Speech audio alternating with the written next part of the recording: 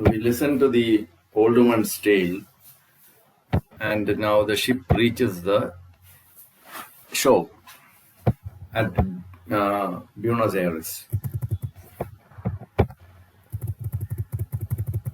where Cunegonde, the Captain Candid, Candid is a captain now in the army, and the old woman call on the proud governor, Don Fernando de Labra, why Figura, why Mascarenas, why Lambertus, why Sousa. So such a big name shows that is full of pride. And his chief passion, unfortunately, happens to be women. And he immediately is struck by the beauty of Cunegonde. He asked her if she were married to Candid, and Candid, alarmed by his look and the way he stared at Cunegonde, immediately said that no, but he was going to marry her. They are already engaged, and His Excellency requests Don Fernando to conduct the marriage the next day that he'll marry Cunegonde. So then the Cunegonde decides to consult the old woman before making up her mind to marry Candid. The old woman is very cunning, and she tells her that if she marries Candid, it will be just an ordinary marriage, and he is not rich and he has no place. But if he marries Don Fernando, he'll be marrying the greatest person, the powerful person in that region. So that will be good. So while they were thus engaged in conversation, suddenly police officers come. They have learned, so they were following. So the killing of the Grand Inquisitor and the Jew spread, and they followed to arrest these criminals. So while they were talking, it was learned. So they had already caught the Franciscan father. You remember the Franciscan father who stole the gold that these people had stolen from the Grand Inquisitor. So Cunegonde and Candid, they killed the Grand Inquisitor, took all this gold and ran away. But when they slept in the inn, a Franciscan father priest stole gold from Cunegonde and escaped. But he got caught when he tried to sell the jewelry. But so they discovered the gold that he had belonged to the Grand Inquisitor.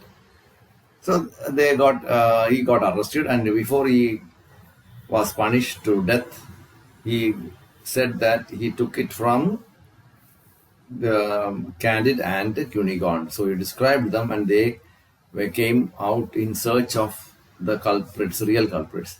So now the old woman advises, see, if you are going to remain or marry or Candid, both of you will get killed. The best thing to do now in the situation is that Candid should escape, and Cunegonde should get married to Don Fernando. For temporarily, it is the best thing to do.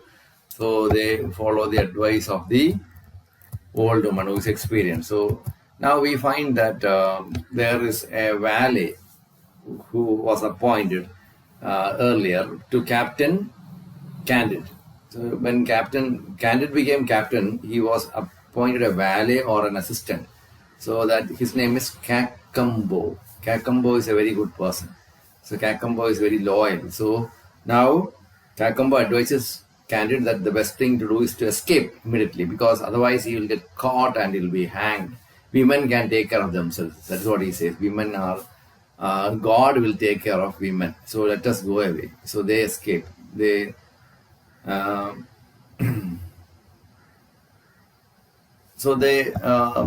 of them escape. They decide to escape to serve the Jesuits. Now they came here to kill the Jesuits, but now they are going to a different place, to Paraguay, to serve the Jesuits. So this story is full of travel and incidents. So don't get confused with all these things, but focus on the main thing. So there they want to meet the commander. So the Reverend Father Commander was a very proud young man, and Cacambo left Candid with him and went to feed the horse. So Candid expresses the idea or conveys to him that he's a German. And so the father, Reverend Father Commander also is happy. And then he explains that Candid explains that he was brought up in Thunderton, and this German, the Reverend Father Commander is also very happy to hear that. He says that he also grew up there. Then suddenly they discover that these two are cousins. This father, Reverend Father Commander, is the brother of Cunigond, the son of the Baron, who was supposed to have been killed by the Bulgarians. As I said earlier, people who get killed reappear in this story. That is quite funny. Anyway, so here we have Cunigond's brother. So they are very happy. They embrace one another, and he explains that his father and mother were killed, but he he was saved by a Jesuit, and later he was a Jesuit discovered and saved him. And to Rome.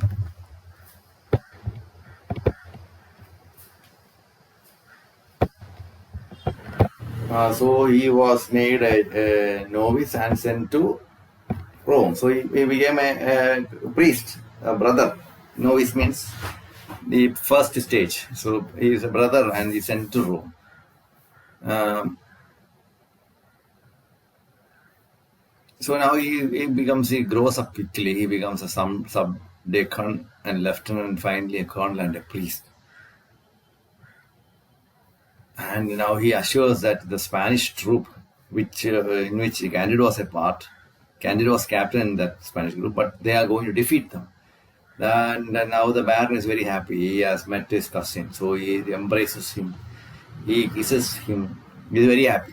Then Cunigond, he talks about Cunigond and tells that Cunigond is in Spain, in the enemy land, and the Baron, Captain Colonel Father, decides to attack that place and rescue him, and then suddenly, somehow, Candid says that he wants to marry Cunigond, which the Baron does not like.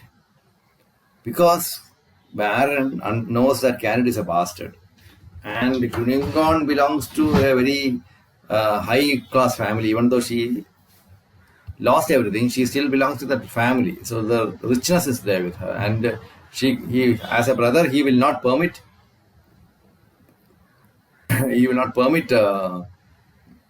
Candid or a bastard to marry his sister. So he is very angry and hits Candid on his face with the flat of his sword. But immediately Candid draws his sword and kills the father.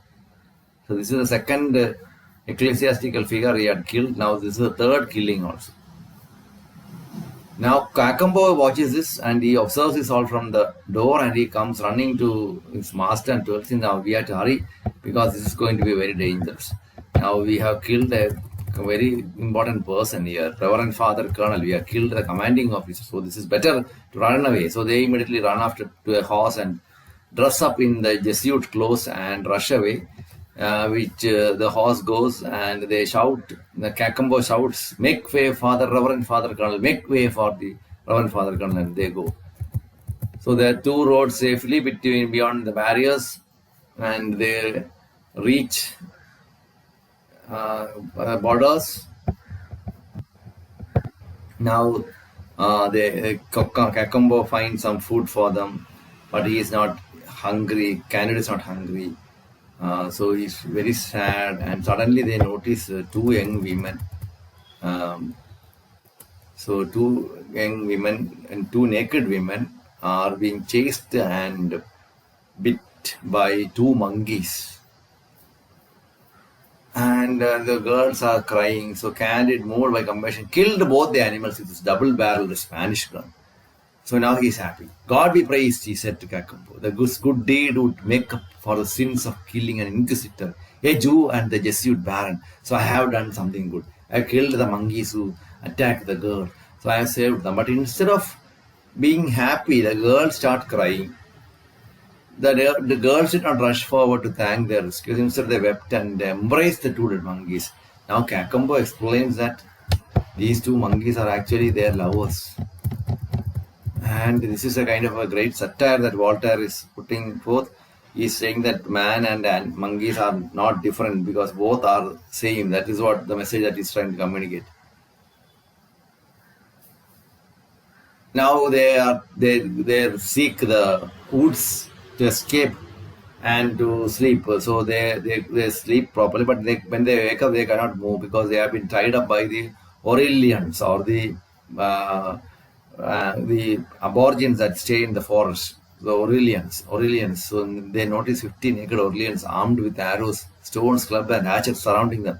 Nothing can be done. And a cauldron or a big vessel full of boiling water was there to wake them up. So this Kakambo now is very sad, and Kakambo says that now we are going to be boiled. So, but Kakambo talks to the Aurelians because he knows a bit of the language, and he convinces them that they are Jesuits. So they have to be saved. So he tries anyway. So he tries to convince that. Um, so they say that they try to convince them that they are actually not Jesuits. So in a way, he is able to, and they are accompanied to the border by the Aurelians who conducted the tour to the border of the country and shouting, "He's not a Jesuit," and wondering about this later experience. Besides that, the pure state of nature must be good since his life had been spared once his captor learned that he was not a Jesuit. So the Aurelians, they want to kill Jesuits. So the proof that they are not Jesuits is given, and because of this, they are spared. So now Candid is happy.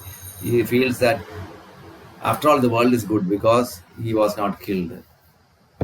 So we find that by comparing a place to or monkeys to humans, Voltaire is communicating the message that man is no better than monkeys.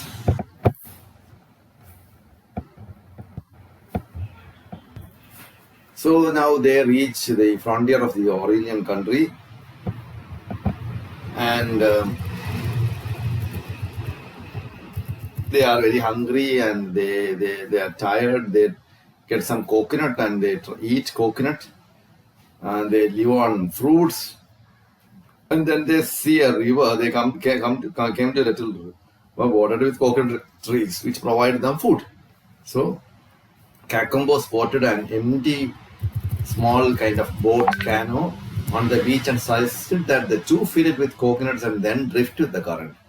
So then now they plan to pile up coconuts on this cannon and travel down the river so that they will reach some place which is inhabited.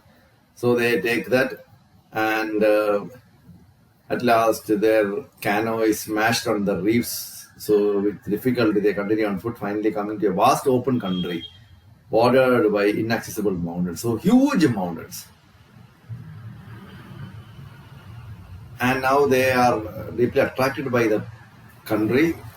So they cross the mountains and reach the place, and they find that children playing with gold with the gold stones. It is gold, and when the master calls the children, the tutor calls the children of the village school, the children leave the gold behind and rush in. So that is something very surprising, and they are playing with gold. This is a country where they are playing with. So they go to meet the tutor, and so Kakambo knows some language, and together they understand.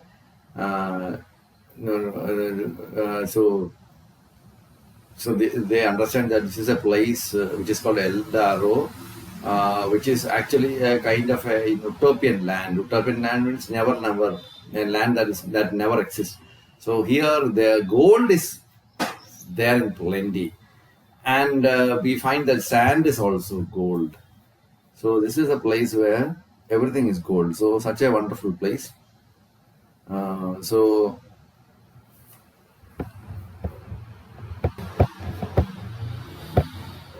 they have been grown. They are familiar. Gold is quite common thing there. So nothing surprising. So they are quite used to gold, just like we are used to stones. So now they go to the next, they next approached the first house in the village and found a crowd of people at the door and heard pleasant music and enjoyed the order of cooking. Cacambo discovered that the people spoke his native tongue, Peruvian. When the two entered what they now took to be an inn, he served as interpreter. So now they enter the inn. Two boys and four girls dressed in cloth of gold invited them to sit down at the host table, and they are served a sumptuous dinner of many strange and rare dishes. Most of the guests were merchants and coachmen. All were extremely polite and tactfully answered many questions. So when the dinner was ordered, Cacambo candidate thought they should pay the bill for the dinner. So Cacambo threw on the host table two of the gold coins or gold stones at the sight of which the host and hostess laughed early. So now they go to the inn, they get good food, and by the evening they feel that they should pay something. So they take out the stones, the gold stones that the children were playing, and they leave it on the desk of the host. And the host and hostess immediately start laughing and say, "Now we understand that you are strangers because nobody here pays for anything. Here everything is free. Everything is free. And we don't pray to gods. We just sing hymns praising God because God has given us everything. There is no need for any prayer. Prayer is when you desire something. When you pray, when you desire something, you want something. So when you are satisfied, when you are full, there is no need for anything."